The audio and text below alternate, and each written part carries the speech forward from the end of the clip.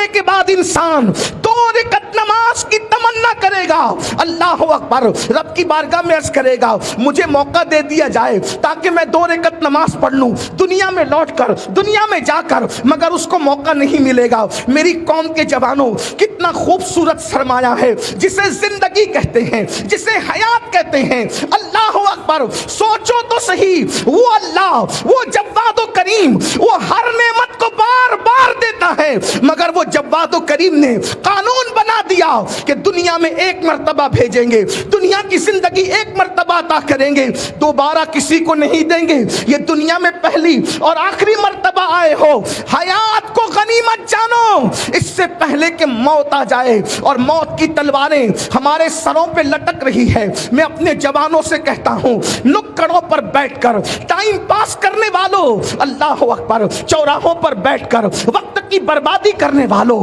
ہوٹلوں پر بیٹھ کر پکنک کے نام پر وقت کو ضائع کرنے والوں، وقت کی قدر کرو۔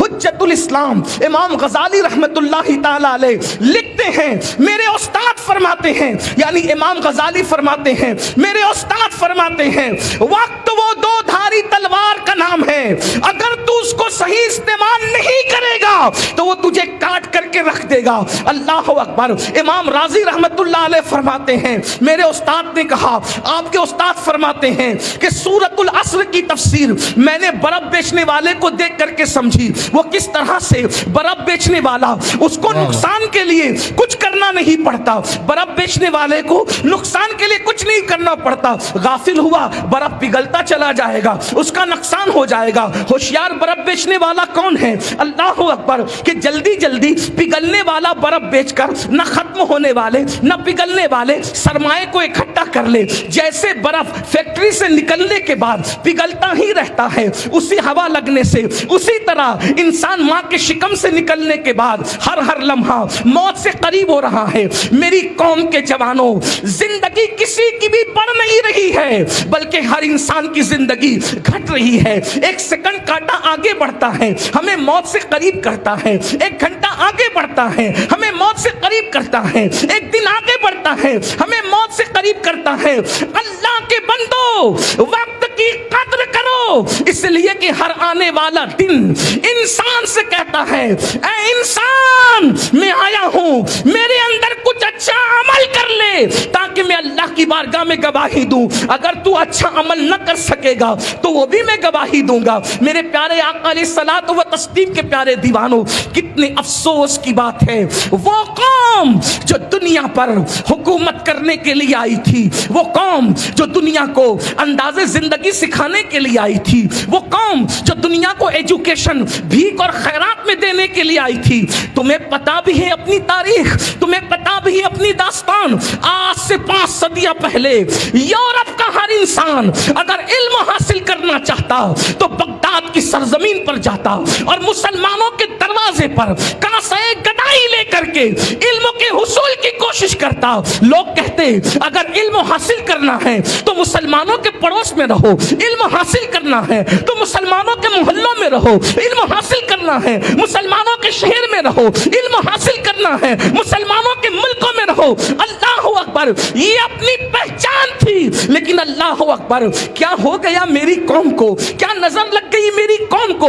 وہ قوم جس کے ہاتھوں میں کبھی قلم تھا، جس کے ہاتھ میں کبھی کتاب تھی، جس کے ہاتھ میں کبھی کاپیاں تھی، جس کے ہاتھ میں کبھی پڑھنے لکھنے کا سرمایہ تھا، آج اس قوم کے ہاتھ میں گیم کے آلات آ گئے ہیں، جوے کے آلات آ گئے ہیں۔ اللہ اکبر، دنیا یوں ہی تمہیں برباد نہیں کر رہی ہے۔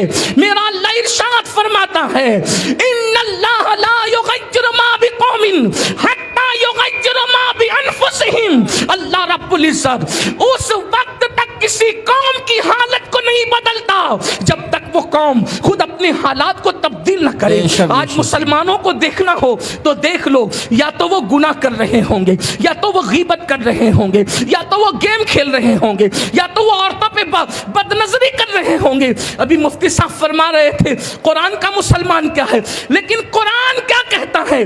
سچے مسلمانوں کو دیکھو تو گیم کھیلتے ہوئے نہیں، سچے مومنوں کو دیکھو تو جوا کھیلتے ہوئے نہیں، سچے مومنوں کو دیکھو کبوتر بازی کرتے ہوئے نہیں، سچے مومنوں کو دیکھو کتوں کو بہلاتے نہیں، سچے مومنوں کو دیکھو کسی پہ ظلم کرتے نہیں. مومن کی پہچان کیا ہے؟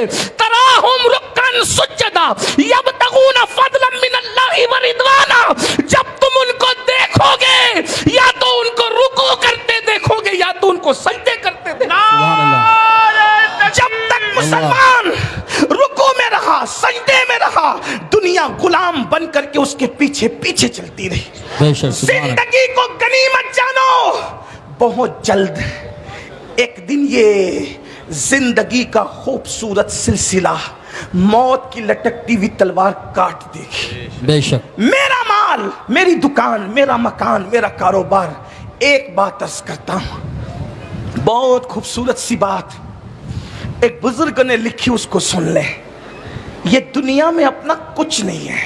بے شک. حضور غوث پاک شیخ عبد القادر جیلانی رضی اللہ تعالیٰ عنہ فرماتے ہیں, جو تو کھا کے ہضم کر لے وہ تیرا ہے, جو تو پہن کر پھاڑ دے وہ تیرا ہے, اور جو تو اچھا عمل آخرت کے لیے بھیج دے وہ تیرا ہے.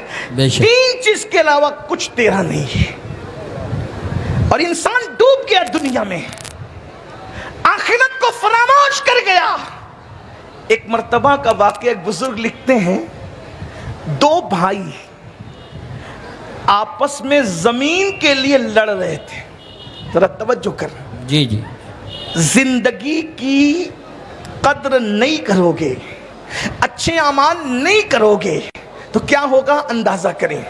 دو بھائی لڑ رہے ہیں, یہ میری زمین, یہ تیری زمین, یہ اس کی زمین, یہ اس کی زمین. ایسے میں انہوں نے کیا دیکھا, ایک ٹوٹے ہوئے کٹورے کے چند ٹکڑے ہیں.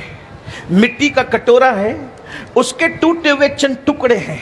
اس سے آواز آئی, اے زمین کے لیے لڑنے والو, اے دنیا کے لیے لڑنے والو, اللہ اللہ, ایک دوسرے کو اپنی بات سنانے والو, ذرا میری بھی سن لو. جب ٹوٹے ہوئے کٹورے سے, مٹی کے پیالے سے آواز آئی تو دونوں الرٹ ہو گئے, اٹینشن ہو گئے, متوجہ ہو گئے. کیا کہ ٹوٹا ہوا کٹورا بول رہا ہے. جب متوجہ ہوئے تو اس ٹوٹے ہوئے پیالے سے آواز آئی, اے خوبصورت چہرے والے جوانوں, اے اپنے حسن پہ اترانے والے جوانوں, اپنی آنکھوں پر غرور اور گھمنڈ کرنے والے جوانوں, اپنے خوبصورت جسم پر اترانے والے جوانوں, اللہ اللہ, اپنی دولت پر اترانے والے جوانوں, اللہ کو بھول کر, اللہ رب العزت کے پیغام کو پیٹ کے پیچھے ڈال کر خدا کے غضب اور اس کی عذاب کو چیلنج کرنے والے جوانوں, ذرا توجہ کے ساتھ سنو. اللہ اکبر. اتنی محبت کے ساتھ آئے ہو, اگر اتنی محبت کے ساتھ سن کر عمل کر لو تو میں سمجھتا ہوں کہ انقلاب کے لیے اتنے ہی لوگ کافی ہیں. سبحان اللہ. لیکن توجہ فرمائیں, اللہ اکبر. ٹوٹے ہوئے پیالے سے آواز آتی ہے, میری بھی تو سن لو. اب اس کو میں اپنے لب و لہجے میں یوں عنوان دے دیتا ہوں کہ ٹوٹے ہوئے پیالے کی صدا یا ٹوٹے ہوئے پیالے کی آواز. دونوں بھائی اپنا جھگڑا چھوڑ کر اس کی طرف متوجہ ہوئے تو ٹوٹے ہوئے پیالے نے کہا, جانتے ہو فلاں بادشاہ کا نام سنا ہے, فلاں بادشاہ کا نام سنا ہے. اتنا سننا تھا. دونوں نے کہا, وہ تو برسوں بیت گئے, دنیا سے چلا گیا, اس کا نام ہے, اس کے محل کے کھنڈرات ہیں, لیکن اس کا تو انتقال ہو گیا اور اس کو تو بہت عرصہ بیتا. تو ایک غمگین سی آواز آئی, وہی بادشاہ کی مٹی میں ہوں, اسی بادشاہ کی مٹی میں ہوں. تو دونوں حیران ہو گئے, یہ مٹی اس بادشاہ کی کیسے ہو سکتی ہے؟ تو کہا, جیسے تم مال اور دنیا کے اندر فریبتہ ہو کر اللہ کو بھول گئے, وہ بادشاہ بھی دولت کو پا کر, عزت کو پا کر, شہرت کو پا کر, مال کو پا کر اللہ کو بھول گیا تھا. وہ ظلم کرنے لگا. یاد رکھنا, کفر کرنے والے کو مہلت مل سکتی ہے, ظلم کرنے والے کو کبھی مہلت نہیں مل سکتی. اللہ اللہ اللہ, کیا بات ہے. دنیا کو بتا دو, کفر والوں کی حکومتیں تو دنوں تک چلتی ہے, مگر ظلم والوں کی حکومتیں بہت دن تک نہیں چلا کرتی. بے شک بے شک. اگر کوئی حاکم ہے اپنے گھر میں بیوی کا, اور وہ بیوی پہ ظلم کر رہا ہے, بہت جلد اس کا مزہ چکھے گا. وہ بچوں پہ ظلم کر رہا ہے, بہت جلد مزہ چکھے گا. وہ پڑوسیوں پہ ظلم کر رہا ہے, بہت جلد مزہ چکھے گا. اب سنو اور غور سے سنو, جب دوسروں پہ ظلم کرنے والا برباد ہوتا ہے تو جو خود پہ ظلم کرے اس سے بڑا ظالم کون ہو سکتا ہے؟ جو دوسروں پہ ظلم کرے اس کو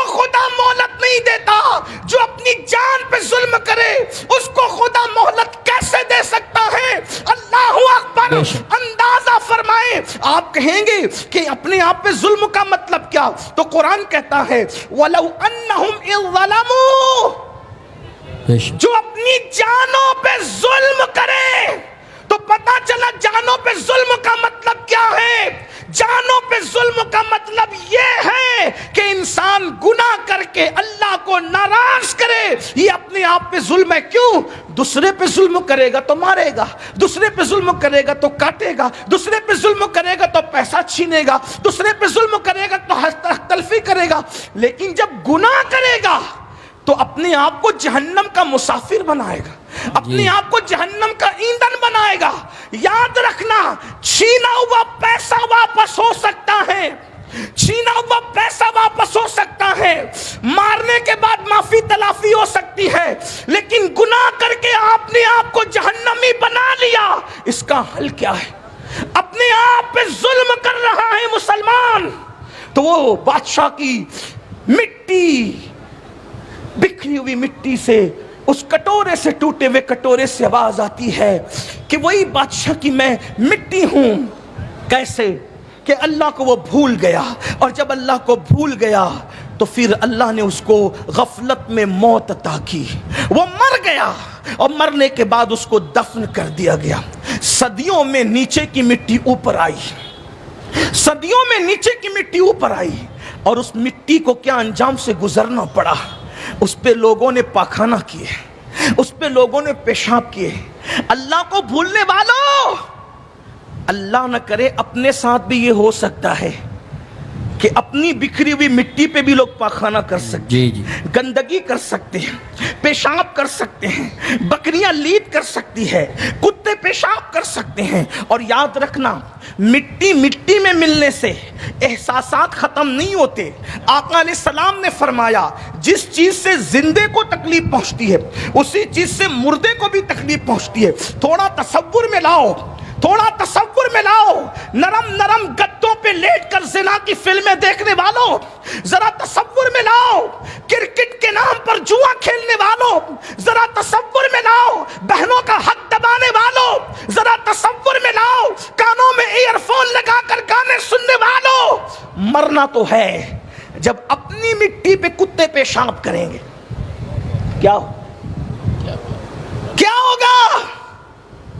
جب اپنی مٹی پہ سور پیشاب کریں گے، اللہ نہ کرے، اللہ کی امان، معاذ اللہ ثم معاذ اللہ، ممکن ہے وہ غیور خدا، غیرت والا خدا، وہ جس کو جو چاہے عذاب دے، اس کو عذاب سے کوئی روک نہیں سکتا. اور اس کی شان غیرت یہ ہے اگر وہ چاہے تو اسم اعظم دے کر اسم اعظم چھین لے، اور جس کی زبان پہ اسم اعظم جاری ہوتا ہے پھر اس کی زبان کو کتے کی طرح لٹکا دے، پھر قیامت تک قرآن میں اس کا ذکر بھی بیان کر کے اس کو ذلیل و رسوا کر دے. بے شک ہے نا؟ کتنا مقرب تھا وہ جسے بلعم باور کہتے ہیں. فرشتے جس اسم اعظم کو پڑھ کے آسمانوں پہ جاتے ہیں اور جس اسم اعظم کو پڑھ کے زمینوں پہ آتے ہیں، وہ اسم اعظم کس کو یاد تھا؟ بلعم باور کو یاد تھا، ہے نا؟ بلعم اس کا نام تھا. بنی اسرائیل کی اولیاء میں لوگ اس کو شمار کرتے تھے، لیکن قدرت نے اس کو ولیوں میں شمار نہ کیا. دنیا کے چکر میں اور مال کے چکر میں وہ نبی کا دشمن بنا، نبی کے خلاف بددعا کی دنیا کے مال کی وجہ سے. یہ بات بھی آپ کو بطور نصیحت کہتا ہوں، حالانکہ میں نصیحت کے قابل نہیں، لیکن بطور یاد رکھنا، پوری دنیا ایک پلڑے میں رکھ دی جائے اور نبی کی بغاوت پر آمادہ کیا جائے تو نبی ہے. کبھی نبی کی نالین کے خلاف بھی بولنے کی کوشش مت کرنا. جی بے شک بے شک. اس لیے کہ جو نبی کی نالین کی گستاخی کرے، فتاوی عالمگیری کے مصنفین اس کے لیے حکم صادر کرتے ہیں کہ جس نے نالین مصطفیٰ صلی اللہ علیہ وآلہ وسلم کی گستاخی کی وہ کافر ہو گئے. جب نبی کی نالین انسان کو کفر تک لے جاتی، نبی کی نالین کی گستاخی، تو اندازہ فرمائے جو نبی کی توہین کرے اس کا انجام کیا ہو. جی بے شک. اندازہ فرمائے. اس لیے اس کا انجام کیا ہوا. تو عرض یہ کر رہا تھا، اللہ کو بھولنے والوں ذرا تصور کرو، گناہ کر کے جرائم کیا نہیں کر رہے ہو. سفید کپڑے پہن کر، داڑیاں رکھ کر، ٹوپیاں پہن کر اور حاجی نمازی اور فلاں فلاں صاحب کے ٹائٹلوں کے ساتھ اگر انسانوں میں معزز کہلاتے ہو تو مخلوق میں عزت دار بننے کی کوئی حیثیت نہیں ہے۔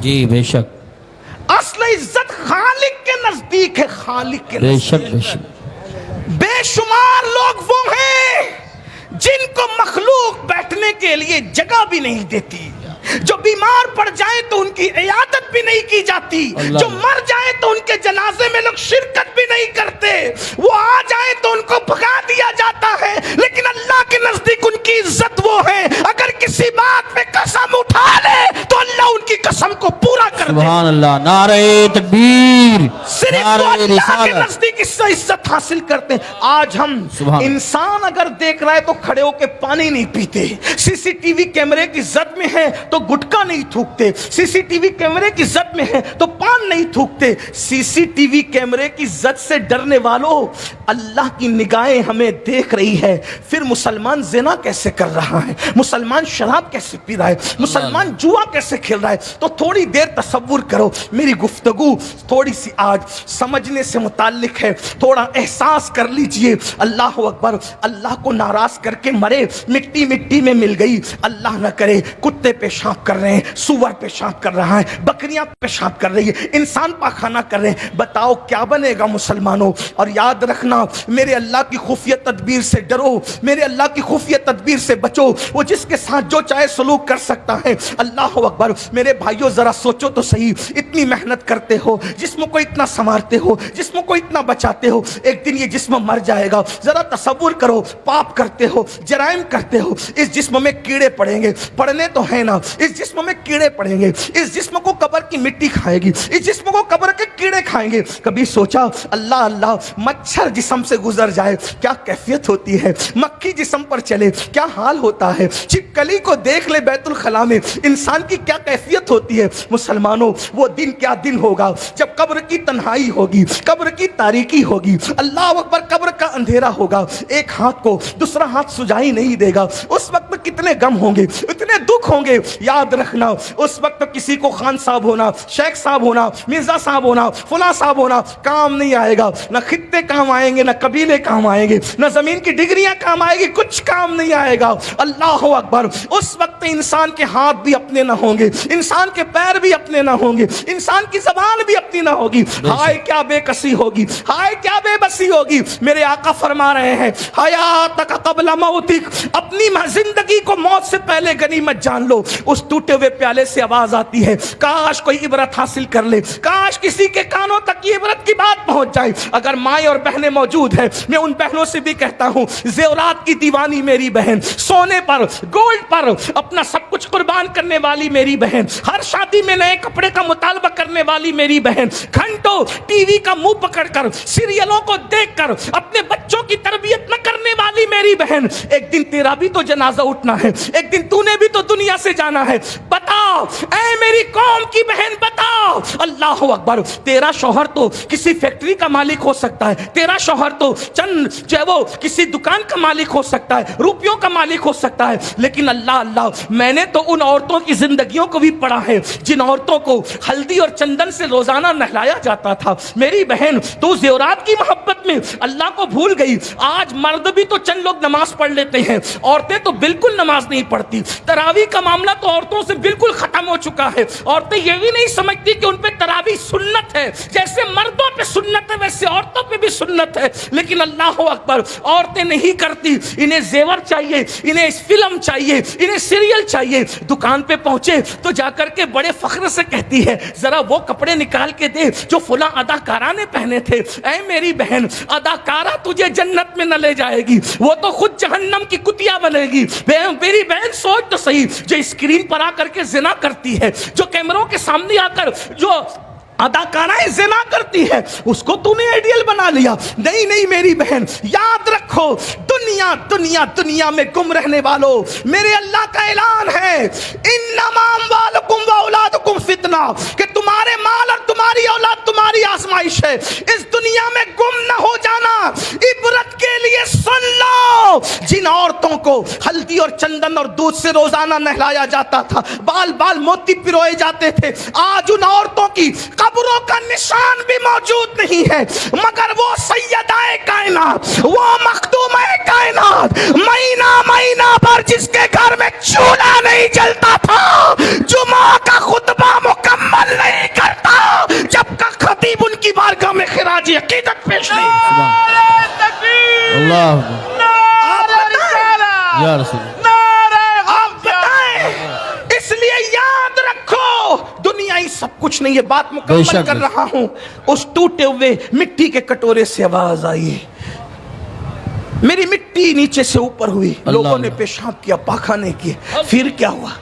ایک کمہار اس مٹی کے کچھ حصے کو اٹھا کر لے گیا، ایک کمہار مٹی کے کچھ حصے کو اٹھا کے لے گیا، اس کو سڑایا، گلایا، غلاظت ملائی اور اس کا اپنے ہاتھوں سے کٹورا بنایا، اور کٹورا بنانے کے بعد اس کو بھٹی میں تپایا۔ ہائے ہائے ہائے، اللہ کی شان دے، آخرت میں جو عبرتناک انجام ہے وہ تو ہونا ہی ہے، اس کا تو کوئی تصور نہیں کر سکتا۔ دنیا میں بھی کیا انجام ہے، مغروروں کا، خدا کے نافرمانوں کا، خدا کے سرکشوں کا، خدا کے باغیوں کا کیا انجام ہے۔ اللہ اکبر۔ تو میری مٹی کو اٹھا کر کے کٹورا بنایا، کٹورے کو آگ میں تپایا گیا اور اس کے بعد بازار میں بیچا گیا۔ کس کو؟ اتنی بڑی حکومت اور سلطنت کے مالک کو۔ گھمنڈ تھا، غرور تھا، تکبر تھا، لوگوں پہ ظلم کرتا تھا، خدا کو بھول گیا تھا۔ اللہ اکبر۔ وہ بازار میں بیچی گئی، اس کے بعد اس میں کھانا پینا لوگ کرتے رہے، اچانک ایک کنیز نے پیر مارا اور وہ ٹکڑے ٹکڑے ہو گیا کٹورا جو میری مٹی سے بنا تھا۔ ہائے ہائے۔ اور جب وہ ٹکڑے ہوا تو پھر مجھے لا کر کے یہاں پھینک دیا گیا، اور پھر اس سے آواز آئی، اللہ کے بندو، میں اتنی بڑی سلطنت پہ باغی ہو گیا تھا، تھوڑی سی زمین پہ کیوں لڑ رہے ہو؟ اللہ کی نافرمانی کیوں کر رہے ہو؟ چھوڑو، جیسے میں نے دنیا چھوڑ دی۔ میرا حال دیکھو، میرا انجام دیکھو۔ ایک بار مولائے کائنات سیدنا علی مرتضیٰ کے ہاتھ میں خوبصورت کٹورا لایا گیا، خوبصورت کٹورا دیکھ کے رو پڑے۔ کسی نے کہا امیر المومنین آپ خوبصورت کٹورا دیکھ کے رو رہے ہیں؟ فرمایا کتنے خوبصورت چہروں کی مٹی اس میں ملی ہوگی تب کہیں جا کر کے یہ خوبصورت کٹورا بنا ہے۔ میرے بھائیوں، حیات کو غنیمت جانو۔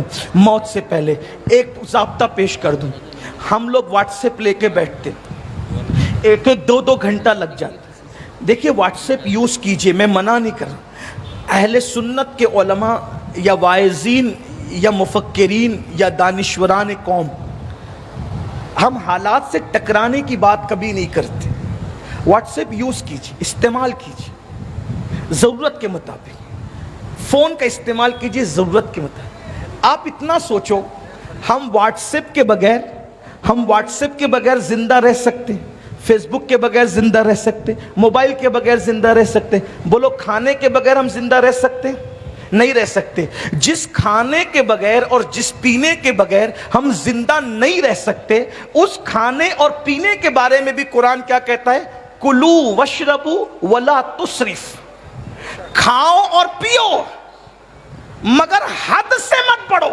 جی بے شک۔ تو جو کھانا زندگی کے لیے ضروری ہے اس میں حد سے بڑھنے سے منع کر دیا گیا، جو پینا زندگی کے لیے ضروری ہے اس میں حد سے بڑھنے کے لیے منع کر دیا گیا۔ تو یہ تو زندگی کے لیے ضروری ہے بھی نہیں، ایک محدود طور پہ اس کو استعمال کرو، ضرورت کے مطابق استعمال کرو۔ میرے بھائیوں خود سوچو، آج ہمارا جوان گھنٹوں گھنٹوں اس میں لگا رہتا ہے، تو اگر ہم 3 منٹ، توجہ کرنا، 3 منٹ اگر ہم اپنی زندگی کے واٹس ایپ سے، فضول باتوں سے بچا لیتے ہیں، تو آپ 3 منٹ کے اندر کم سے کم 3 منٹ کے اندر کم سے کم اللہ اکبر 150 مرتبہ، 3 منٹ میں کم سے کم 150 مرتبہ صلی اللہ علیہ وسلم، یہ مختصر درود شریف 3 منٹ میں 150 مرتبہ پڑھ سکتے ہیں۔ اور اگر سبحان اللہ پڑھنا چاہیں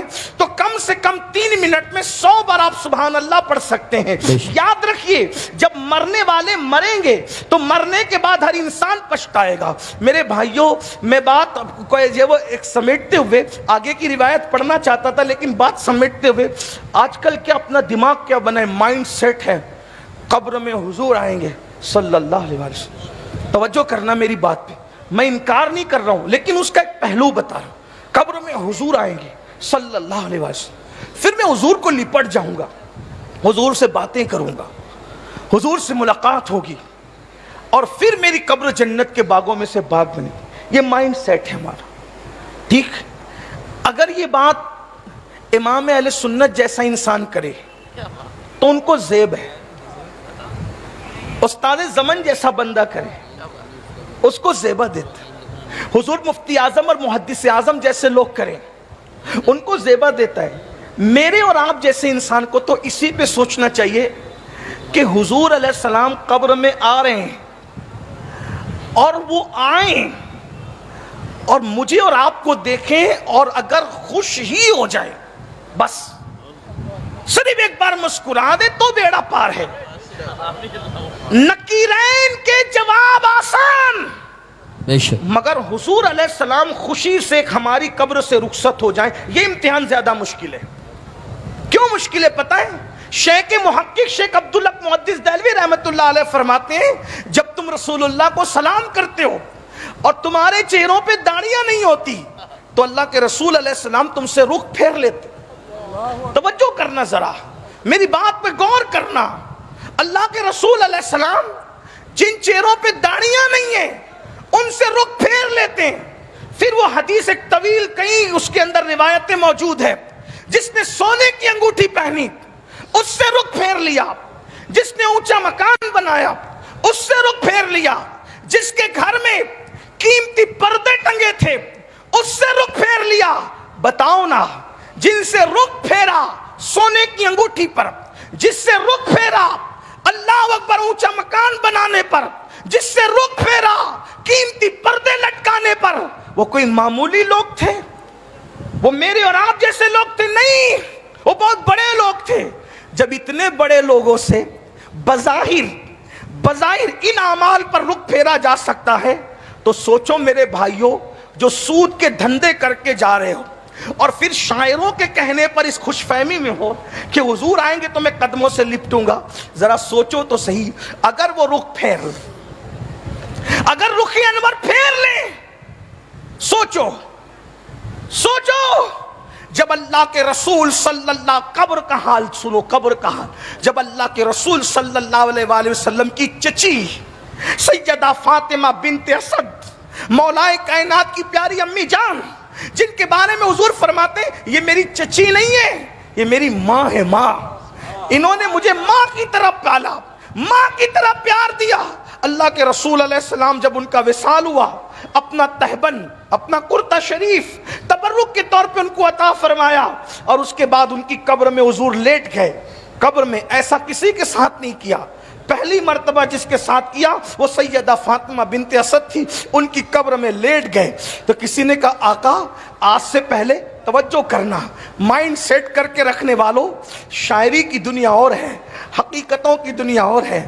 قبر کے فیصلے میرے اور آپ کی مرضی کے مطابق نہیں ہونے, قبر کے فیصلے ہماری اپنی طبیعتوں کے مطابق نہیں ہونے. ذرا توجہ کرو میرے بھائیوں, دنیا کے امتحان میں ایک بار ناکام ہو گئے پھر کامیابی کا چانس ہے, لیکن آخرت کے امتحان میں ایک بار کا ناکام ہو گئے پھر کامیابی کا کوئی چانس نہیں ہے. توجہ کر لو, سوچ لو, آقا اپنی چچی, مولائے کائنات جیسا بیٹا جس کا بیٹا, جعفر طیار جیسی شخصیت جس کا بیٹا, سیدہ فاطمہ جیسی ہستی جس کی بہو, وہ فاطمہ بنت اسد کی قبر میں حضور لیٹ گئے. اور لیٹنے کے بعد اللہ سرکار سے پوچھا آقا آپ نے پہلے کبھی ایسا نہیں کیا؟ آقا فرماتے ہیں میں اس لیے اپنی امی کی قبر میں لیٹ گیا تاکہ اللہ اس کو قبر کے فتنے سے بچا لے. اللہ اس کو, میری ماں کو, کون ماں جو بھوکا رہ کر کے میرے آقا کو کھلایا کرتی. آقا نے کہا یہ میری ماں ہے, میری ماں کی بجائے. خاتم الولایت سید السادات جس کا بیٹا ہو. توجہ کریں, ابھی یہاں میرے بھائی پیری مریدی کی نسبت کی بات نہیں ہو رہی. حضور کی چچی ہے, حضور کی امی ہے, مولائے کائنات کی امی ہے, سیدہ فاطمہ الزہرا کی اللہ اکبر ساس ہے. اور آقا فرمانے میں قبر میں اس لیے لیٹ گیا تاکہ میری یہ امی قبر کے آزمائش سے بچ جائے.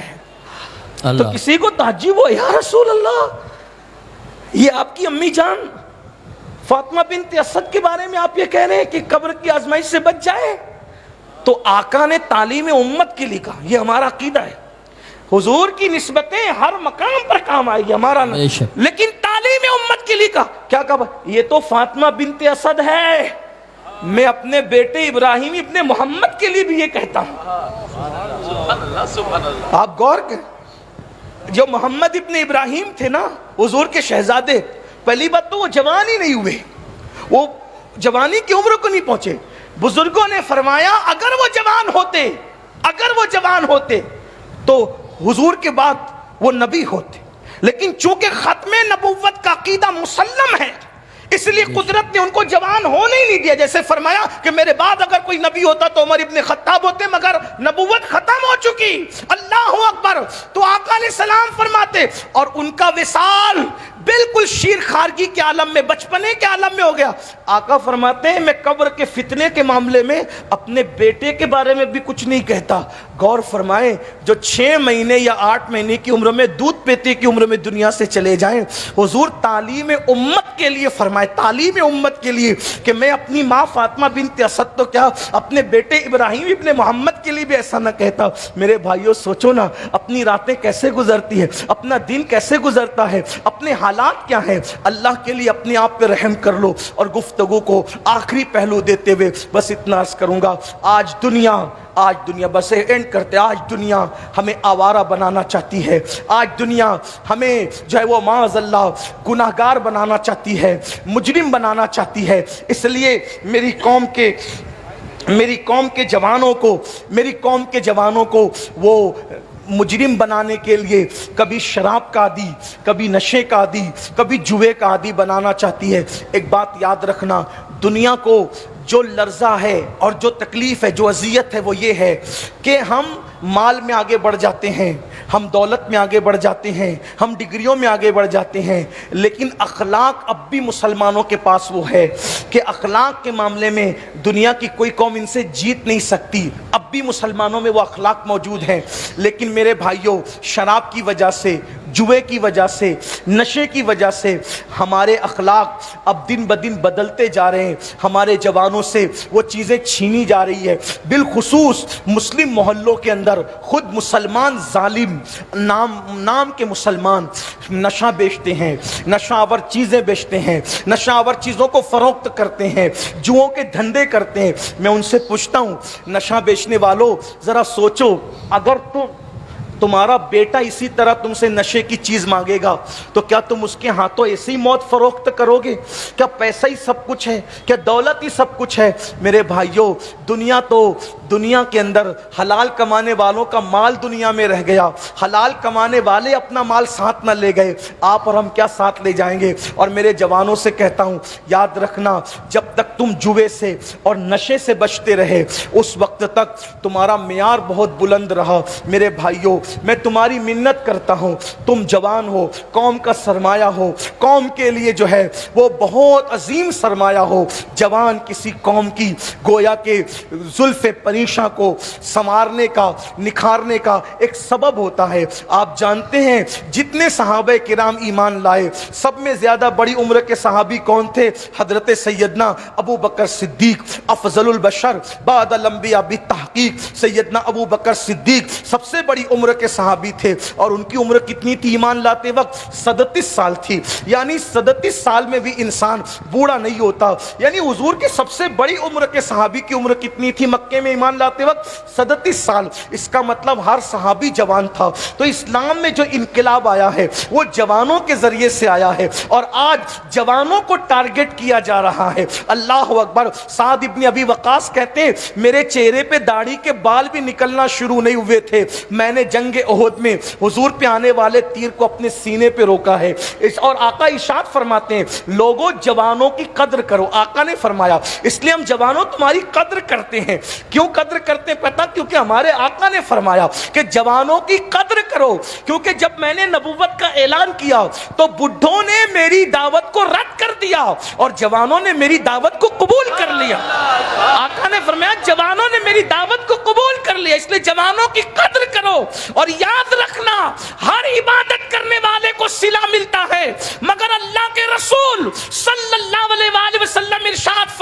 ہیں اللہ اکبر، جو جوان عبادت کرتا ہے اور گناہ سے بچتا ہے اللہ اسے 70 صدیقوں کے برابر ثواب عطا فرماتا ہے، اور صدیق کا مرتبہ شہید سے بھی بڑا ہے، صدیق کا مرتبہ ولی سے بھی بڑا ہے، نبوت کے بعد جو مرتبہ ہے وہ صدیقیت کا مرتبہ ہے۔ جوانی میں عبادت کرنے والا 70 صدیقوں کا ثواب پاتا ہے، اور آقا ارشاد فرماتے ہیں جوانی میں عبادت کرنے والے کو بوڑھوں پہ ایسی فضیلت ہے جیسے مرسلین کو اللہ نے لوگوں پہ فضیلت عطا فرمائی۔ اس لیے گناہ چھوڑ دو، گناہ سے نکل جاؤ، جوانی کی تعظیم اور جوانی کی قدر ایک عزت دار مہمان کی طرح کیا کرو۔ ہلدوانی والو، گرد نواز سے آنے والو، کیا فرمایا مولائے کائنات کا قول، جوانی کی قدر ایک شریف اور عزت دار مہمان کی طرح کیا کرو۔ شریف مہمان زیادہ کہیں نہیں ٹھہرتا، شریف مہمان زیادہ سے زیادہ 3 دن رکتا ہے، ایسے ہی 3 دن کے بعد تو مہمانی رہتی نہیں ہے۔ اگر 3 کو 10 سے ضرب دے دے تو 30 سال۔ آپ کو بھی ایسے ہی کہتا ہوں، جیسے شریف مہمان 3 دن سے زیادہ نہیں ٹھہرتا، ویسے آج کل جوانی بھی ایسی مہمان ہے جو 30 سال سے زیادہ کسی کے پاس نہیں رہتی۔ 16 سال سے شروع ہوتی ہے، 16 سال سے شروع ہوتی ہے اور 40 سال سے ختم ہونے لگتی ہے، اور 45-46 تک آتے آتے جوانی ختم ہو جاتی ہے۔ گھٹنوں کا درد، بال سفید، کمر کا درد، الگ الگ امراض، جوانی میں جو کھاؤ سب ہضم ہو جاتا ہے، لیکن 40 کے بعد انسان سوچ سوچ کے کھاتا ہے، یہ کھاؤں تو نقصان نہ ہو، وہ کھاؤں تو نقصان نہ، وہ کھاؤں تو نقصان۔ تو جوانی کی قدر شریف مہمان کی طرح کیا کرو، اس کی عزت کرو۔ جیسے مہمان آنے کے لیے جاتا ہے، جیسے جانے کے لیے آتا ہے، مہمان جانے کے لیے آتا ہے، ویسے جوانی بھی جانے کے لیے آئی ہے۔ شراب پیو گے، نشہ کرو گے، ماں باپ کی ناقدری کرو گے، جہالت میں گم ہو جاؤ گے، اپنے وقت کو برباد کرو گے، یہ جوانی گزر جائے گی۔ جوانی پلنے کا، پالنے کا، جوانی ترقی کا، عروج کا وقت ہے۔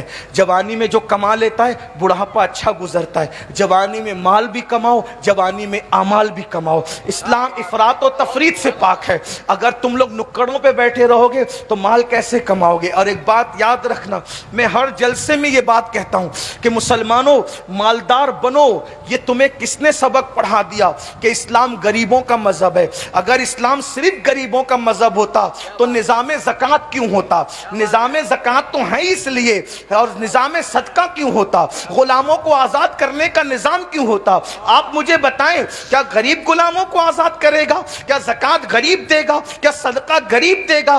آپ مجھے بتائیں، کیا مسجدیں غریب بنائیں گے؟ کیا مدرسے غریب چلائیں گے؟ آپ مجھے بتائیں تو صحیح۔ اللہ اکبر، غریب تو دوسروں کے آگے ہاتھ پھیلاتا ہے۔ بڑی معذرت کے ساتھ، میری فکر سے کوئی متفق ہو یا نہ ہو، آپ اختلاف کر سکتے ہیں، لیکن میں بڑی ذمہ داری سے ان مقدس علماء کی موجودگی میں کہہ رہا ہوں، رسول اعظم سے لے کر غوث اعظم تک، امام اعظم تک، ہمارے یہاں کوئی غریب اور مفلس نہیں ہے، اور نہ غریبی اور مفلسی کا کوئی تصور ہے۔ بڑی معذرت کے ساتھ، ہاں چند لوگوں کو غریب ضرور رکھا، وہ چند لوگوں کی اصلاح کے لیے رکھا، چند لوگوں کی تسلی کے لیے رکھا۔ اللہ اکبر، اس لیے یاد رکھنا، زکوٰۃ کا تصور ہمارے یہاں ہے کسی اور قوم میں زکوٰۃ کا تصور؟ اللہ اکبر، کہ سال میں 1 مرتبہ 2.5% نکالو، فطرے کا تصور ہمارے یہاں ہے۔ اللہ اکبر، غلاموں کو آزاد کرنے کا تصور ہمارے یہاں ہے۔ بڑی معذرت کے ساتھ، اس لیے مالدار بنو، محنت کرو اور کوشش کرو۔ اور جہاں تک اللہ کے رسول کی بات ہے، میں بار بار لوگوں کو یاد دہانی کرا رہا ہوں کہ اگر لوگوں کے کندھوں سے کندھا ملا کے کھڑے ہونا ہے، بازو سے بازو ملا کے کھڑے ہونا ہے، اور اسلام کو اور مسلمانوں کو ذلت سے بچانا ہے، تو اتنا کماؤ کہ جس قیمت کا لباس لوگ گھر سے پہن کے نکلتے ہیں، اس سے قیمتی تم پہن کر کے نکلو، تاکہ تمہیں کوئی حقارت کی نظر سے نہ دیکھ سکے۔ حضور علیہ السلام نے مکے میں پیون کا لباس پہنا، لیکن جب مدینہ منورہ میں بڑے بڑے مغرور سردار ملنے کے لیے آتے تو حضور ان سے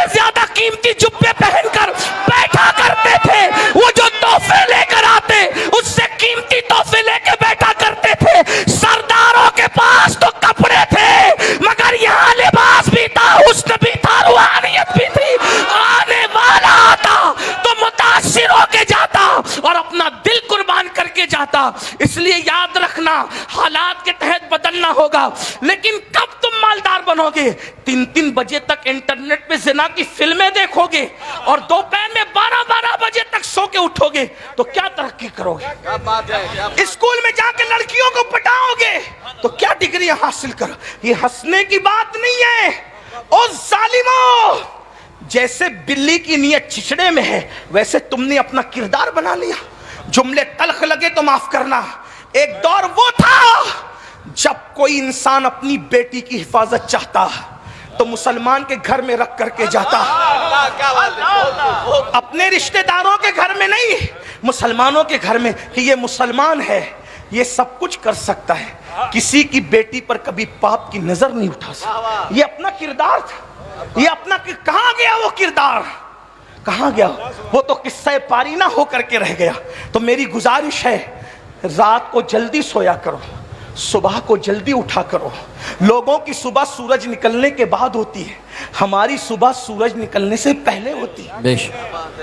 سورج نکلنے سے بہت پہلے اپنی صبح ہوتی. جب اپنی دکان سورج نکلنے سے پہلے کھلے گی تو جو سورج نکلنے کے بعد آئے گا تو بولو ترقی کس کو زیادہ ملے گی؟ پھر اس کے بعد ہر قوم کوئی نہ کوئی چھٹی کا دن مناتی ہے. کوئی سیٹرڈے مناتی ہے، کوئی سنڈے مناتی ہے. ہمارے یہاں کوئی دن چھٹی کا نہیں. ہمارے یہاں کوئی دن چھٹی کا نہیں. کوئی دن چھٹی کا نہیں ہے. بے شک. ہمارے لیے جو سب سے قیمتی دن ہے وہ جمعہ ہے، عید المومنین. اس میں بھی چھٹی نہیں. کیا کہا؟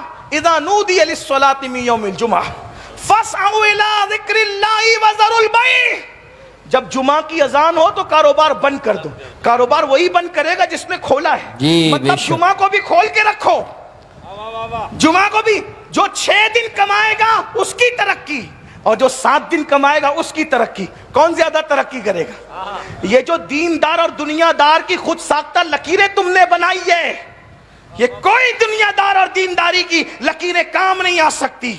اگر کوئی بندہ فرائض واجبات کی پابندی کے ساتھ دکان پہ حلال کما رہا ہے تو وہ دنیا دار نہیں ہے. اسلام کی نظر میں وہ بھی دیندار ہے. بے شک. سبحان اللہ سبحان وہ بھی اللہ. دیندار ہے. اس لیے کہ ایسا ہوا ہے ایک صاحب فجر پڑھ کے سیدھا مارکیٹ جانے لگے تو کسی بزرگ نے کہا یا رسول اللہ کتنا اچھا ہوتا اس نے جانے میں جلدی کر دی. میرے کریم آقا نے فرمایا اگر یہ حلال کے لیے جا رہا ہے، اپنے بچوں کی محتاجی سے، اپنے بچوں کو محتاجی سے بچانے کے لیے جا رہا ہے تو اس کا مارکیٹ میں جانا بھی عبادت ہے.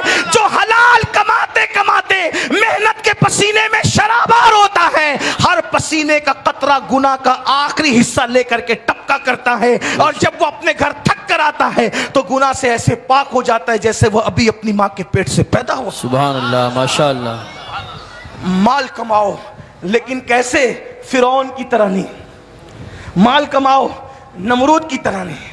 مال کماؤ بخت نصر کی طرح نہیں. مال کماؤ شداد کی طرح نہیں. بے شک. مال کماؤ صدیق اکبر کی طرح. مال کماؤ عثمان غنی کی طرح. مال کماؤ امام حسین کی طرح. مال کماؤ امام حسن کی طرح. کربلا کربلا کربلا سنتے ہو پڑھتے ہو، عقل نہیں آئی؟ آپ کے ہلدوانی میں بڑے سے بڑا کتنا بھی کروڑپتی آدمی ہو، اگر اس کے دروازے پہ کوئی بھیک مانگنے آئے زیادہ سے زیادہ کتنا دے گا؟ 10 روپے 50 روپے 100 روپے. اور اس پہ بھی سینہ پھلائے گا کیا میرے لوگ قادری نے دیکھا کہ نہیں دیکھا، مفتی صاحب نے دیکھا کہ نہیں دیکھا، علامہ زاہد نے دیکھا کہ نہیں. یہی ہے نا. پتہ ہے امام حسین اور امام حسن کے دروازے پہ لوگ آتے تھے بھیک مانگنے. دوست لوگ نہیں، بھکاری لوگ بھیک مانگنے. 50 ہزار دے کے کہتے تھے اور ساتھ میں معافی بھی مانگتے تھے. آج بہت کم ہے اسی لیے اتنا دے دیا، کبھی زیادہ رہے گا تو پھر آ کر کے لے کے جائے. سبحان اللہ سبحان اللہ. واہ. یہ غریب لوگ، یہ غریب لوگ ہیں جو 50 ہزار بھیک میں دے دے. یہ غریب لوگ ہیں. تو آپ کی اور ہمارے امام حسین بھی غریب نہیں، ہمارے اور آپ کے امام حسن بھی غریب نہیں، ہمارے آپ کے امام اعظم بھی غریب نہیں، ہمارے آپ کے غوث اعظم بھی غریب نہیں، ہمارے آپ کے رسول اعظم بھی غریب نہیں. بلکہ اللہ اکبر، ہم انہیں غریب کس منہ سے کہیں؟ ظاہری میں بھی ان کی دولت لاکھوں میں تھی. یہ اور بات تھی صبح آتی تھی شام کو تقسیم کر کے پیٹ پہ پتھر باندھ لیتے تھے کیونکہ وہ غریبوں کے بھی رسول تھے اور امیروں کے بھی رسول. سبحان اللہ سبحان اللہ. اس لیے اپنے وقت کا صحیح استعمال کرو اور مالداری کے چکر میں دینداری مت بھول جانا. اس لیے کہ مالداری کے ساتھ اچھا مالداری کے ساتھ اگر دینداری بھول جاؤ گے تو پھر فرعون بن جاؤ، جی جی نمرود بن جاؤ، بخت نصر بن جاؤ گے۔ مالداری اوقات مت بھولنا، کتنا بھی اللہ نواز دے کیا سمجھنا میں بندہ ہی ہوں، بے شک اور دینے والے کو ہمیشہ یاد رکھنا۔ ایک بات یاد رکھنا، جو دینا جانتا ہے وہ چھیننا بھی جانتا ہے۔ بے شک ہم لوگوں سے زیادہ انٹرنیٹ سے آپ کا تعلق ہے۔ لیبیا کے شہزادے کی تاریخ تمہیں پتہ ہے؟ نہیں پتہ ہے تو جا کے چیک کرنا۔ سعودی کے بادشاہ سے اس کے دوستانہ تعلقات، مصر کے شاہوں سے اس کے دوستانہ تعلقات، برطانیہ کے صدور سے اس کے دوستانہ تعلقات۔ اس کا حال یہ تھا، وہ عطر خریدتا نہیں تھا۔ لیبیا کا جو شہزادہ تھا وہ عطر خریدتا نہیں تھا، چند کمپنیاں مخصوص تھی جو صرف اسی کے لیے عطر بناتی تھی، صرف اسی کے لیے۔ اللہ حضور محدث اعظم کچوچوی رحمت اللہ علیہ لکھتے ہیں، ہر زوال راہ کمالو، ہر زوال راہ کمال، ہر کمال راہ زوالو، ہر زوال راہ کمال، ہر عروج کو زوال ہے، ہر عروج کو زوال ہے، اور ہر زوال کو عروج ہے۔ لیکن یہ بھی یاد رکھنا، عروج کو زوال ہے، خلوص کو کبھی زوال نہیں۔ بے شک سبحان اللہ سبحان اللہ عروج والے زوال پہ پہنچتے ہیں، خلوص والے یعنی جو اللہ کا بن کے رہتے ہیں ان کو کبھی زوال نہیں آتا۔ پھر وہ بے شک۔ زمین میں بھی چلے جاتے ہیں تو ان کو وَرَفَعْنَا لَكَ ذِكْرَكَ کا صدقہ ملتا ہے، وَلَلْآخِرَةُ خَيْرٌ لَكَ مِنَ الْأُولَىٰ کا صدقہ ملتا ہے۔ دیکھا غریب نواز کو، 900 سال ہونے کو قریب آ رہے ہیں لیکن ہر دن میرے خواجہ کی ترقی کا دن ہے۔ اے ہائے ہائے کل سبحان جتنے لوگ اللہ ڈنکے بجاتے تھے اس سے زیادہ، غوث پاک کے جتنے ڈنکے کل بجتے تھے اس سے زیادہ آج ہیں، وارث پاک کے ڈنکے کل جتنے بجتے تھے اس سے زیادہ آج ہیں، امام اہل سنت کے ڈنکے کل جتنے بجتے تھے اس سے زیادہ آج ہیں، تاریخ السلطنت مخدوم سمنہ علیہ رحمہ کے ڈنکے جتنے کل بجتے تھے اس سے زیادہ آج ہیں، بے شک۔ سرکار صابر پاک کے ڈنکے کل۔ کس نے سوچا تھا کہ جنگل میں ایک مرید کرنے والے کے نام کے بھی چرچے ہوں گے؟ اللہ اکبر، جس کی قبر پر 12 سال تک کسی کو آنے کی اجازت بھی نہ ہوگی، وہاں بھی میلے لگیں گے۔ اللہ اللہ، جس نے ایک ہی مرید کر کے کہہ دیا کہ تو بھی چلا جا، سبحان غور تو فرمائے، ایک ہی مرید واہ کہہ واہ کر کے واہ کہا کہ تو بھی چلا جا، اور جب تک میں نہ جاؤں تو نے نہیں آنا۔ توجہ فرمائے، اللہ اللہ کیا انداز ہے، تو بھی چلا جا جب تک میں نہ جاؤں تو نہیں آنا، اور بتا دیا کہ جو اس کے مخلصین ہوتے ہیں ان کو ڈنکے کے لیے بندوں کی ضرورت نہیں ہوتی، وہ تو یار منا کر کے سبحان اللہ سبحان دنیا اللہ میں عزتیں حاصل کیا کرتے ہیں۔ بے شک بے شک۔ تو میں بات سمیٹ رہا تھا لیکن کان میں عنوانات کی برسات ہوتی جا رہی ہے، تو میں 2 باتیں عرض کر دوں، سننا چاہے تو عرض کر دوں، مجھے کہا جائے ارشاد۔ ہاں، لیکن میرے لیے کوئی مشکل نہیں ہے کہ اگر آپ اس طرح فرمائش کرتے رہیں گے تو میں شکر کے طور پہ کہہ رہا ہوں کہ میں کبھی بولتا نہیں، میں نے آج تک بولا نہیں، ہمیشہ میں بلوایا گیا ہوں الحمدللہ۔ اور غزل پڑھنے والے کو دشواری ہو سکتی ہے عنوان غزل کی فرمائش پر، انشاءاللہ مجھے دشواری ہے، میں آپ کو کہتا رہوں گا، اگر آپ لیکن آپ تھک نہ جائیں اس کا مجھے خوف ہے، آپ پک نہ جائیں اس کا مجھے خوف ہے، تو میں اپنی بات کو سمیٹنے لگا ہوں۔ لیکن توجہ کرنا، مالدار بنو، بہت مالدار تمہیں بننا ہے، اور موجودہ حالات میں ٹکراؤ کی کوشش مت کرو کسی سے بھی۔ بے شک آپ کے پڑوس میں کوئی رہتا ہو کسی سے نہ ٹکراؤ، مسلم رہتا ہے نہ ٹکراؤ، اگر مسلم نہیں ہے تو بھی مت ٹکراؤ، کیونکہ ہمارے نبی نے ہمیں پڑوسیوں کا حق بتایا، بے شک، اور مسلمان ہو یا مسلمان نہیں ہو ہمیں پڑوسی کے حق کو ادا، ہاں یہ ضرور ہے اگر مسلمان ہے تو ڈبل حق ہے اس کا، ایک پڑوسی ہونے کا، ایک مسلمان ہونے کا، اور اگر مسلمان نہیں ہے تو کم سے کم ایک حق ہے، عیسائی ہو یہودی ہو کوئی ہو اس کا حق ہے کہ وہ آپ کا پڑوسی ہے۔ اور کیسا پڑوسی کا حق، اگر بات آپ نے مجھے دیا ہے عنوان تو ایک ہی بات سناتا ہوں، پڑوسی کا حق کیا ہے اور کتنا خوبصورت حق ہے۔ آج پوری توجہ ہماری نمازوں پر، تسبیح پر، مصلی پر ہونا چاہیے۔ میں تو نماز کا عنوان میری زندگی کا عنوان، جب تک نماز پہ بیان نہیں کرتا ہے مجھے ایسا لگتا ہے کہ مجھے چین نہیں ملتا، اور میں لوگوں کو کہتا ہوں نماز نہیں پڑھو گے تو کچھ نہیں ملنا۔ سب سے پہلا سوال قیامت میں نماز کا ہونا۔ آقا علیہ السلام فرماتے جو نماز چھوڑ دے میں اس سے بیزار ہوں، اور حضور کی بیزاری سے ہم اللہ کی پناہ طلب کرتے ہیں۔ لیکن آج پوری توجہ اسی پر ہے، بہن مر رہی ہے مرنے دو، ماں باپ برباد ہو رہے ہیں. آج کل تو حال یہ ہے. ابھی میں علامہ صاحب کے یہاں گیا تھا، رودرپور گیا، علامہ زاہد رضا صاحب کے، حضور مفتی اعظم رحمۃ اللہ علیہ کے مریدوں میں سے، ان کے والد اعلیٰ حضرت کے مریدوں میں سے. بتایا خوشی ہوئی، یعنی کہ ایک خان امام کے دور سے ان کا تعلق بریلی شریف سے. ماشاءاللہ اللہ تعالی ہم سب کو امام اہل سنت کے سچے مسلک پر اور ہماری نسلوں کو بھی چلنے کی توفیق عطا. آمین.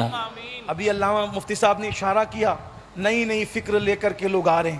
میری بس اتنی گزارش ہے، کوئی بھی اچھے سے اچھا مقرر آئے، پیر آئے، شہزادہ آئے، عالم آئے، مفتی آئے، تو ہم نے کرنا کیا ہے؟ ہم نے کرنا یہ، کوئی گنتی پڑھتا ہے، گنتی پڑھتا ہے، 1 کے بعد 3، 3 کے بعد 4، 4 کے بعد 6، کوئی گنتی پڑھتا ہے، تو آپ کا کوئی اس کو قبول نہیں کرتا. مفتی صاحب پڑھیں، علامہ صاحب پڑھیں، امین القادری پڑھیں، حضرت پڑھیں، کوئی قبول کرے گا؟ نہیں قبول کرے گا. کیوں؟ آپ کہیں گے مولوی صاحب گنتی کا اصول ہے، تو 1 کے بعد 3 نہیں آتا، 2 آتا ہے، اصول ہے نا. تو آپ گنتی کے معاملے میں مولانا کی گنتی کو بھی اصول پہ پرکھتے ہیں. تو جیسے آپ گنتیوں کو اصول پہ پرکھتے ہیں، تو ویسے ہی آپ کو ہماری باتوں کو بھی اصول پہ پرکھنا چاہیے. جی بے شک. ہماری باتوں کے مطابق بزرگوں کو ڈھالنے کی کوشش نہ کریں. بے شک. بزرگوں کی نظریات اور باتوں کے سامنے چیک کریں. آنے والے مقرر کو، خطیب کو، پیر کو، اگر اس کی بولی بزرگوں کی بولی سے ملتی ہے، کسی نسل کا ہو، سبحان اللہ. کسی نسل کا ہو، کسی خطے کا ہو، کسی قبیلے کا ہو، کسی سلسلے کا ہو، رنگ اس کا کیسا ہی ہو، ٹوپی اس کی کیسی ہو، جبہ پہنا ہوا نہ ہو اور کرتے پھٹے ہوئے جیسا ہو، اگر اس کی بولی بزرگوں کی بولی سے ملتی ہے، سمجھ جانا یہ اپنا ہے. اور اگر کتنا بھی خوبصورت لباس ہو، کتنا بھی خوبصورت امامہ ہو، کتنی بھی اچھی تقریر ہو، اگر بزرگوں کی بولی سے اس کی بولی کچھ نہیں لگتی ہے تو اس کو آپ نے ریجیکٹ کر دینا ہے. بے شک. بہت خوب. واہ واہ واہ آپ واہ. کو خیال رکھ، کیونکہ ہمیں ہمارے امام نے اصول دے دیا. تیرے غلاموں کا، تیرے غلاموں کا نقش قدم رائے خدا، وہ کیا بہک سکے جو یہ سراغ لے کے. سبحان اللہ. ماشاء اور اللہ. ہمارے بزرگ کون ہیں؟ شاہ برکت اللہ ہمارے بزرگ، بے شک. شاہ علیہ رسول ہمارے بزرگ، مہرر شاہ علی حسین اشرفی میاں شیخ المشائخ ہمارے بزرگ، بے شک. حضور سبحان. محدث اعظم کے چوچوی ہمارے بزرگ، بے شک. شاہ عبدالعزیز جیوت دہلوی ہمارے بزرگ، بے شک. شیخ عبدالحق دہلوی ہمارے بزرگ، بے شک. شاہ ولی اللہ ہمارے بزرگ. بے شک. یہ حضور کے وہ سچے غلام ہیں جنہوں نے حضور علیہ السلام کے دین کی سچی ترجمانی. بے شک. بے اس شک. لیے آج کسی کی بھی بولی کو ان بزرگوں کی بولی پہ پرکھنے کی کوشش کریں. بے شک. اللہ تعالی ہمیں اسی پہ قائم رکھے. آمین. تو حضرت کے گھر میں گیا تھا، ایک خاتون روتے ہوئے آئی، دل رویا. یقین جانے پورا رستہ بھر میں اس کے آنسوؤں سے متاثر رہا. وہ خاتون بوڑھی تھی، کیا لے کر آئی تھی؟ میری بہو نے مجھے گھر سے نکالا. یہ حالات. مسلمانوں بتاؤ، اسلام تو پڑوسیوں کے ساتھ بھی اچھے سلوک کی بات کرتا ہے، ہم اپنے ماں باپ کے ساتھ بھی سلوک کریں. اور ایک بات یاد رکھنا، جو اپنے ماں باپ کے ساتھ اچھا سلوک نہیں کر سکتا وہ دنیا کا کبھی اچھا انسان نہیں ہو سکتا. بے شک. بے شک. وہ نمازی ہو، روزے دار ہو، یہ ہو، کچھ بھی ہو، کچھ نہیں ہو سکتا وہ. اس لیے آقا علیہ السلام ارشاد فرماتے ہیں کہ تمہارے ماں باپ تمہاری جنت بھی ہے اور تمہارے ماں باپ تمہاری جہنم بھی ہے. بے شک. بہت اچھی بات میرے بزرگ نے کہی تھی کہ لوگ ہم لوگوں کے ہاتھ چومنے کے لیے دوڑتے ہیں، تو ہمارے ہاتھ چومنے کے لیے دوڑتے ہو، جی جی. اپنے ماں باپ کے ہاتھ بھی اتنے شوق سے چومتے ہو؟ کیا بات ہے. واہ واہ واہ. سبحان اللہ. سبحان اللہ. کیا کہنے ہیں. بتائیں تو واہ واہ واہ. ترجیحات کہاں گئی؟ جواب نہیں. ماشاءاللہ. کہاں گئی ترجیحات؟ اور اگر ماں باپ کے ہاتھ نہیں چومتے، کچھ لوگوں کو برا لگتا ہے کہ آپ پیر کی، واللہ میں پیر کی مخالفت میں نہیں کہہ رہا ہوں، میں ماں باپ کی حمایت میں کہہ رہا ہوں.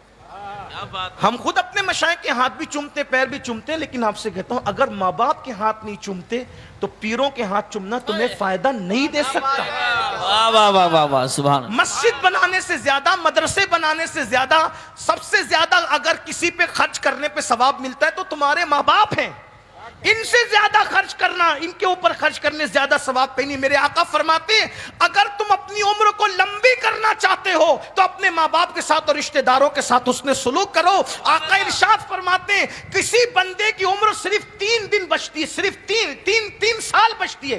حضرت امام فقی عبداللہ سمرقندی لکھتے ہیں کسی بندے کی عمر صرف 3 سال بچتی ہے، 3 سال، اور اللہ 3 سال سے اس کی عمر کو 30 سال تک بڑھا دیتا ہے۔ تو صحابہ کرام نے عرض کی یا رسول اللہ یہ اچانک 3 سال کی عمر 30 سال کیسے بڑھ جاتی ہے؟ تو آقا فرماتے ہیں جب بندہ اپنے رشتہ داروں کے ساتھ حسن سلوک کرتا ہے تو اس کی برکت سے اللہ 3 سال کو 30 سال میں بڑھا دیتا ہے۔ سبحان اللہ۔ اور پھر فرمایا کسی کی عمر 30 سال رہتی ہے، اچانک اس کی عمر گھٹتے گھٹتے 3 دن ہو جاتی ہے۔ صحابہ کرام نے عرض کی یا رسول اللہ 30 سال کی عمر گھٹ کر 3 دن میں کیسے آتی ہے؟ فرمایا اپنے رشتہ داروں کے ساتھ بدسلوکی کرتا ہے تو اللہ اس کی عمر کو گھٹا دیتا ہے۔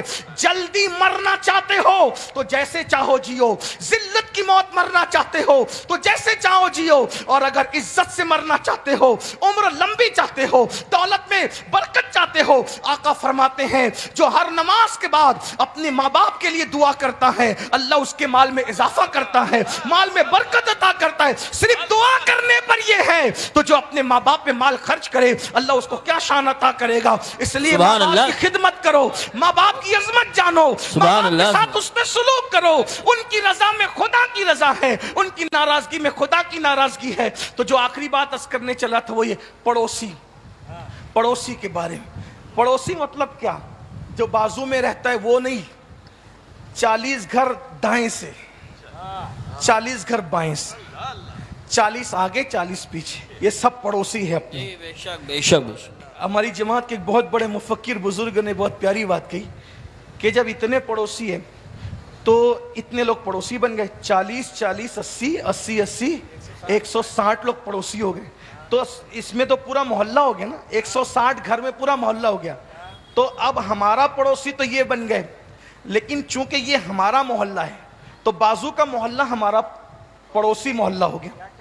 اب محلے سے محلہ ملا تو پورا گاؤں ہمارا ہو گیا، تو پڑوس کا گاؤں ہمارا پڑوسی ہو گیا، اور جب گاؤں سے گاؤں ملے تو پورا ملک ہمارا ہو گیا، تو پڑوس کا ملک ہمارا پڑوسی ہو گیا۔ اس کا مطلب دنیا کا ہر انسان ہمارا پڑوسی۔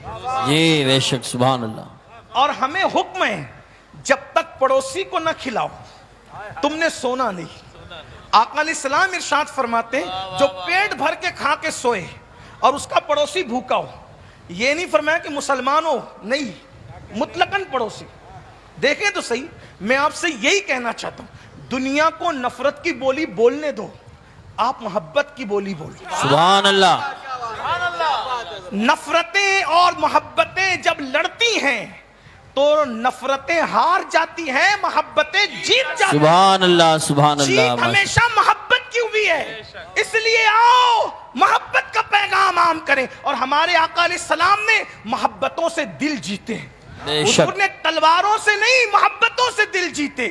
تو بہت خوبصورت سا ایک واقعہ میری نگاہوں کے سامنے آ رہا ہے، وہ پیش کر کے بات ختم کروں، لیکن اس امید پر کہ آپ عمل کریں گے انشاءاللہ۔ انشاءاللہ۔ تو کھلاؤ، پڑوسیوں کو کھلاؤ، ان کی ضرورت کا خیال کرو۔ اب یہ ایک مسئلہ لوگ کہتے ہیں حضرات ہم تو چلو اس کے ساتھ اچھا سلوک کر رہے ہیں، وہ بدماشی کر رہا ہے تو کیا کریں؟ ہم نے کہا ہمیں حکم ہے وہ جو بھی کرے آپ کو اچھا سلوک کرنا۔ بھائی اچھے کے مقابلے میں اچھا کیا تو آپ نے بدلہ دیا، لیکن برے کے مقابلے میں اچھا کیا تو اچھا سلوک ہے نا۔ تو آئیے پڑوسی کا معاملہ ہمارے حضور کے یہاں کیا تھا اس کو سن لیں۔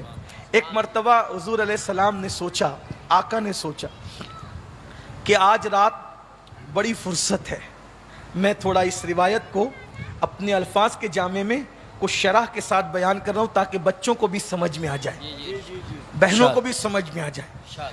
آقا علیہ السلام نے سوچا آج فرصت ہے، آج مصروفیت بظاہر جو عام طور پہ حضور علیہ السلام کو رہتی تھی وہ نہیں ہے، تو حضور نے سوچا آج رات میں نے بہت لمبی نماز پڑھی، فرض نماز پڑھاتے تھے تو بہت مختصر پڑھاتے، اور جب نفل پڑھتے تھے تو بہت لمبی پڑھتے تھے، کبھی کبھی پیر سوج جاتے تھے کھڑے کھڑے، اتنی لمبی لمبی.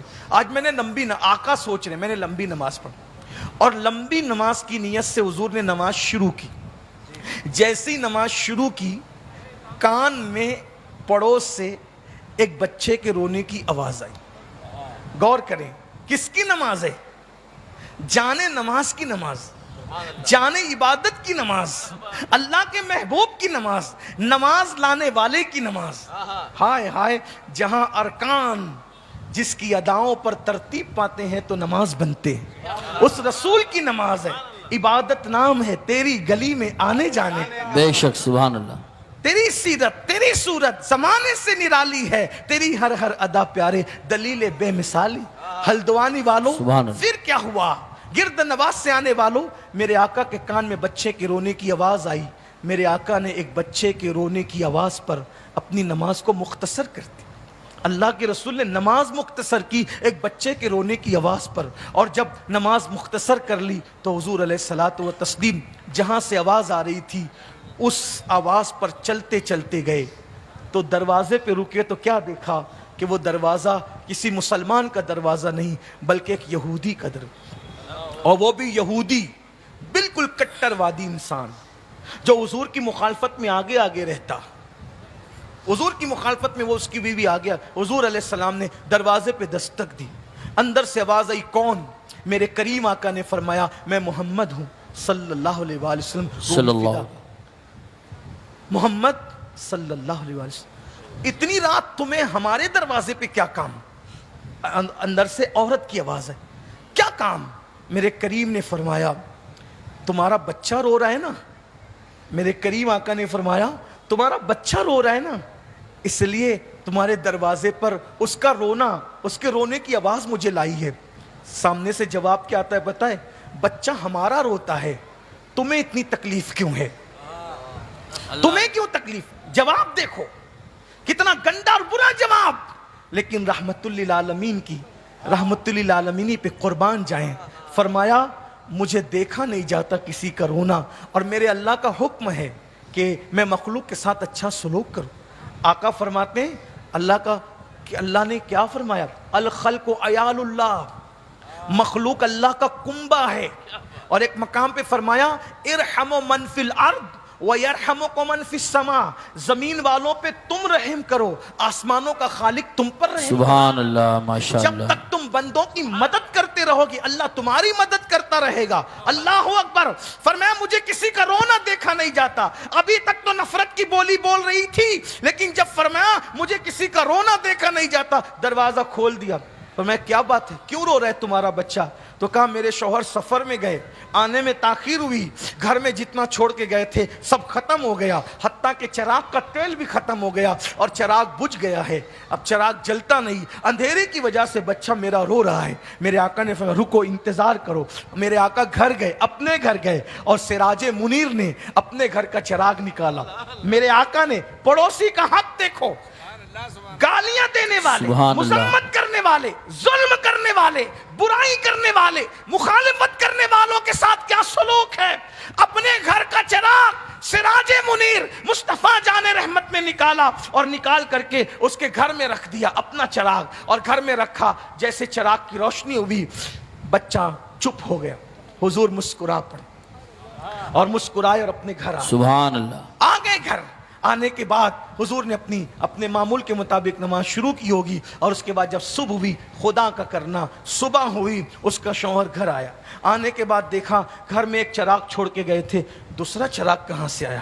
بیوی سے پوچھا میں تو ایک چراغ چھوڑ کے گیا تھا، دوسرا کہاں سے آیا؟ تو اس نے رات کا پورا قصہ بیان کیا. ہمارا بچہ رویا، محمد تشریف لائے، روحی فدا صلی اللہ علیہ وسلم. حالانکہ ہم اس طرح حضور کا نام لینا پسند نہیں کرتے کہ بغیر القاب و آداب کے یوں ہی لے لے، واللہ کبھی نہیں. لیکن چونکہ ان کی بات میں نقل کر رہا ہوں، پورا بیک گراؤنڈ واقعے کا آپ کے سمجھ میں آئے اس لیے میں عرض کر رہا ہوں، ورنہ آقا کا نام اس طرح کبھی نہ لیا کرو. حضور کا نام ہمیشہ آداب و القاب کے ساتھ لیا کرو. کروڑوں اربوں خربوں مرتبہ ہم زبان کو عطر و گلاب سے مشک و عنبر سے دھل لیں، پھر بھی ایک مرتبہ نام محمد لے، ہماری زبان اس قابل نہیں ہے. اللہ اکبر. لیکن ہاتھ لے کر آیا اور چراغ دیتے ہوئے کہا رات کو اپنے گھر کے چراغ سے میرے گھر کو روشن کر دیا ہے، اب ایمان کے چراغ چراغ سے میرے دل کو بھی روشن کر دیجیے سبحان اور اللہ، کلمہ پڑھا کر مجھے اسلام میں داخل واہ واہ، کر لیجیے سبحان اللہ۔ میرے بھائیوں یہ یہودیوں کے ساتھ وہ جو پڑوسی تھے یہ سلوک تھا آج ہم تو اپنے بھائیوں کے ساتھ اچھا سلوک نہیں کرتے اچھے بنو سچے بنو ایک دن مرنا ہے حیاتک قبل موتک مرنے سے پہلے زندگی کو غنیمت جانو اللہ پاک ہم سب کو عمل کی توفیق دے گفتگو کے درمیان اگر آمین، کوئی غلطی ہو تو اللہ تعالیٰ معاف فرما دے آمین۔ استغفر اللہ ربی استغفر اللہ من ربی کل من ذنب ذنب واتوب الیہ لا وما علینا الہ الا الا البلاغ اللہ السلام علیکم ورحمۃ اللہ سبحان اللہ، سبحان اللہ۔